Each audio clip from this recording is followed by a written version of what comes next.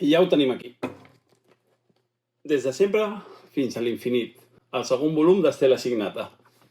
Ha arribat 2 setmanes després dels Confins i la Tenebra, i dels Confins i la Tenebra està dient la gent, o sigui, ja hi ha bastants que se l'han llegit en 2 setmanetes i estan dient que enganxa molt, que és molt trepidant, que el món que planteja la saga és molt interessant, i aquesta era una mica la idea del Ricard amb aquest primer llibre, que era presentar l'escenari, posar-nos en situació, presentar els personatges.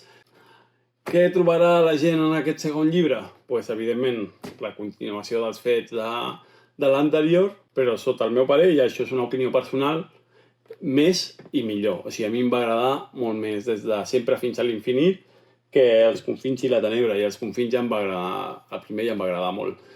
Aquí hi ha un primer capítol que a mi em sembla espectacular, amb personatges nous, coses noves, i la bola de neu que es anava generant en el primer llibre, no? En aquests aconteixements semblaven imparables, aquí van a més. Això, Space Opera en català, escrita per en Ricard, xulíssim,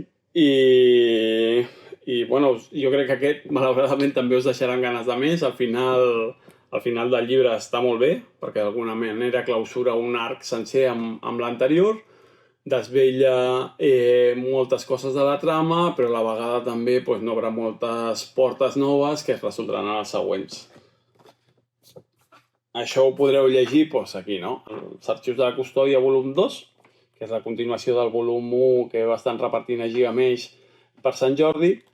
Això és un col·leccionable que porta, en aquest cas, 2 capítols del tercer llibre, perquè quan acabeu el segon pugueu començar a intuir que ens trobarem al febrer, quan es publicarà el tercer.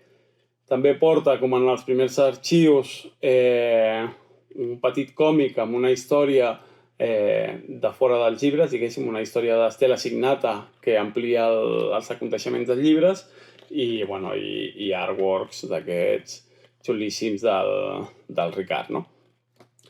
Tant els arxius que ja es poden veure si busqueu a les nostres xarxes en PDF, els arxius 2 farem el mateix, ho compartirem en PDF. I l'última cosa que us vull explicar és que d'aquests arxius 2, en aquests arxius 2 jo vaig descobrir el secret millor guardat del Ricard, diria. Jo, em vaig il·luminar de cop, vaig quedar com bastant garrativat perquè havia entès que era Estela Signata amb això. Veieu?